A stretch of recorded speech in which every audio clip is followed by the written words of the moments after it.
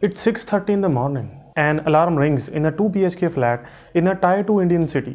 Ramesh wakes up before everyone else, not because he wanted to, but because he has to. He is 38 years old, a private company employee, a salary of 4,500 per month. Not poor enough to get government benefits and not rich enough to live without worries. Ramesh belonged to that invisible category called middle class. He quietly gets ready so he doesn't wake his children. His son studies in a private school not because Ramesh wants luxury, but because the nearby government school has broken benches, no teachers for a week, and zero accountability. School fees 6,000 per month. Bus fees extra. Books extra. Uniform extra. Before leaving home, Ramesh checks his phone. A message from the bank, salary credited. For exactly 10 seconds, he felt relief. Then reality hits. He opened his salary slip. Income tax deducted. Professional tax deducted. PF deducted. Before he even touches his money, the government has taken its share. But Ramesh doesn't complain. He believes in paying taxes. He believes that taxes are necessary for any country to grow. But as he steps out of his building, his bike hits a pothole filled with dirty rainwater. The same road that hasn't been repaired in 7 years. The same road where he pays road tax every time he buys fuel. The same fuel that now costs more than rupees 100 per litre, loaded with excise duty, VAT, cess upon cess. At night, Ramesh turns on the TV. News channels are shouting. Debates look more like wrestling matches. No real discussion on inflation, no serious talks about tax burden, no questions about why the middle class keeps paying and keeps getting ignored. Politicians appear on screen promising development, better roads, better healthcare, better education, so-called Achhe Din.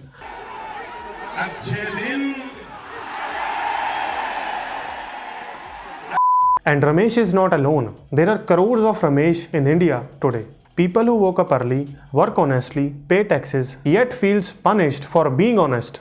So the question is not why should we pay tax? The real question is why Indian middle class is paying so much and getting so little. How did our tax system becomes a burden instead of support? Why do promises change after votes are counted? Why is the middle class always told to adjust? So let's understand the Indian tax system and its impact on middle class.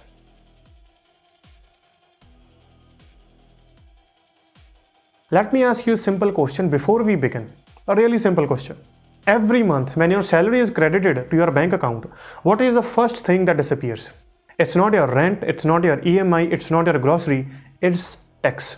Before you even touch your money, your salary, your hard-earned money, government has already taken its share. And yet, when you step outside your house, you are forced to ask, what exactly I am paying for? Because Indian middle class today is trapped in a strange contradiction. They pay taxes like a developed country, but live with facilities closer to a developing one. This video is not against the development. This video is about asking uncomfortable questions. Questions that every middle class asks silently every single day. So today, let's talk honestly about the Indian tax system and how it impacts the lives of middle class families. Not in theory, not in budget speeches, but in reality. India has one of the lowest direct tax paying population in the world. Only a small percentage of Indians pay income tax. And within that small percentage, the largest burden falls on the salaried middle class. They don't have luxury to hide the income. They don't deal in cash business. They don't have armies of chartered accountants to find loopholes. Their tax is deducted at the source automatically. Whether they are teachers, private employees, IT workers, bank staff, engineers, or any small professionals, tax is non-negotiable. Now here is the real issue. Tax paying is not the problem. Tax is essential for any country to function. The problem begins when taxpayer does not get anything in return. Let's talk about infrastructure first. The most visible indicator of tax usage. You pay road tax, you pay toll tax, you pay GST on fuel, and still, what you get in return? Broken roads. In almost every Indian city, middle class does not plan their road trip using the distance but by potholes. Cars get damaged, two-wheeler slips, ambulance slows down, traffic jams become normal. Every monsoon the same story repeats. Road collapse, flyover collapse, drainage fails, and then we are told funds have been allocated, tenders has issued, work will begin soon. But somehow the work the government does does not seem to last even one season. So now let's talk about education, backbone of any nation. Middle class parents pay income tax. They pay school fee, they pay coaching fee, then entrance exam fees, because government schools in many areas are not an option. Overcrowded classrooms, outdated syllabus, lack of accountability, poor infrastructure. Hence, as a result, middle class are forced to choose private education instead of government education, even if it means sacrificing their life savings. Due to government's poor policies, a child's education today is not a right anymore. It becomes a financial burden on some families. And after all the struggle, what happens really? Unemployment, underemployment, low paying salary, low starting salary. So the same middle class family that paid tax to build an education system ends up paying again out of pocket just for survival. So now let's talk about healthcare, our healthcare system, something that exposes the system brutally. Government hospitals are supposed to be a safety net. But for most of the middle class families, they are the last resort, not the first choice. Long queues, limited doctors, overworked staff, shortage of beds, outdated equipments, and when emergencies strike, family rushes to a private hospital where bills can wipe out years of savings in just days. One accident, one surgery, one severe illness, and suddenly the middle class realize there is no real health security. They pay taxes all their lives, but when they needed the system the most, they are on their own. Now let's talk about daily expenses, the invisible tax burden. Cylinder price rise, petrol and diesel remain expensive, electricity bills go up, GST applies to almost everything. From a toothpaste to a mobile bill, from clothes to food items, tax is embedded everywhere.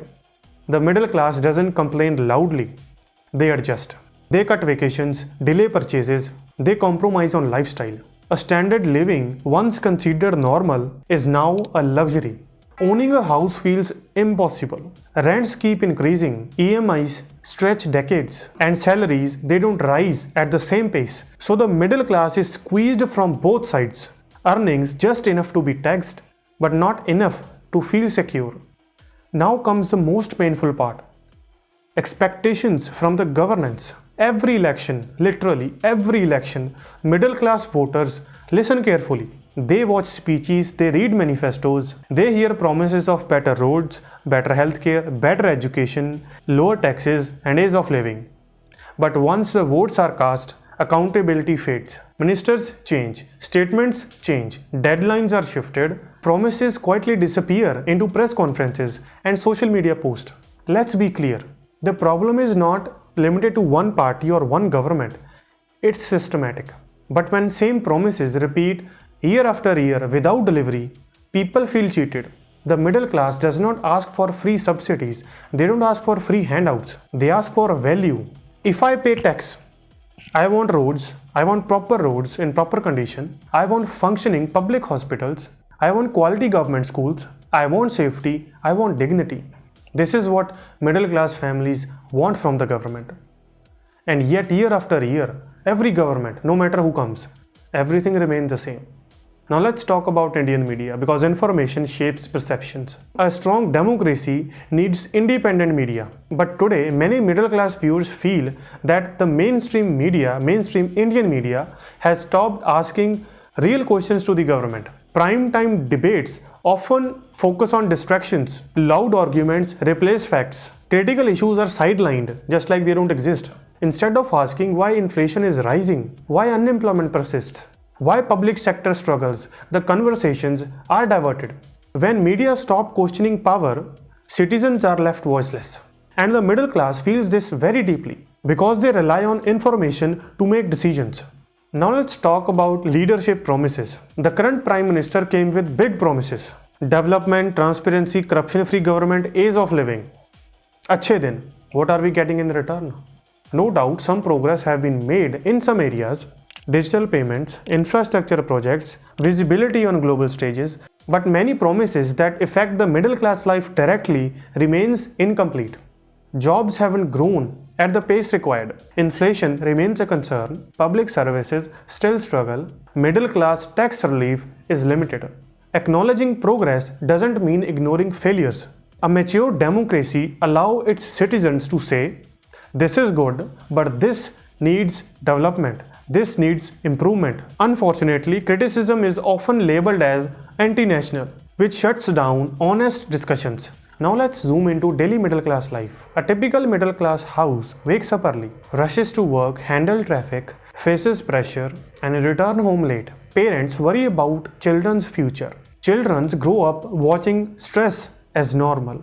Weekends are spent recovering, not relaxing. Happiness becomes conditional after EMIs, after bills, after responsibilities. But there is no time to talk about it because survival comes first.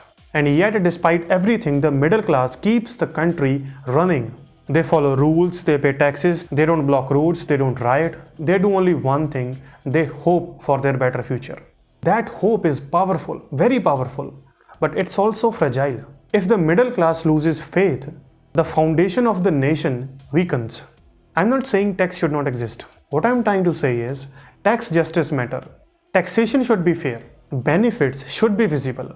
Accountability should be real. Middle class citizens deserve respect, not just during elections, but every day. They are not asking for a special treatment. They are asking for a system that works for them.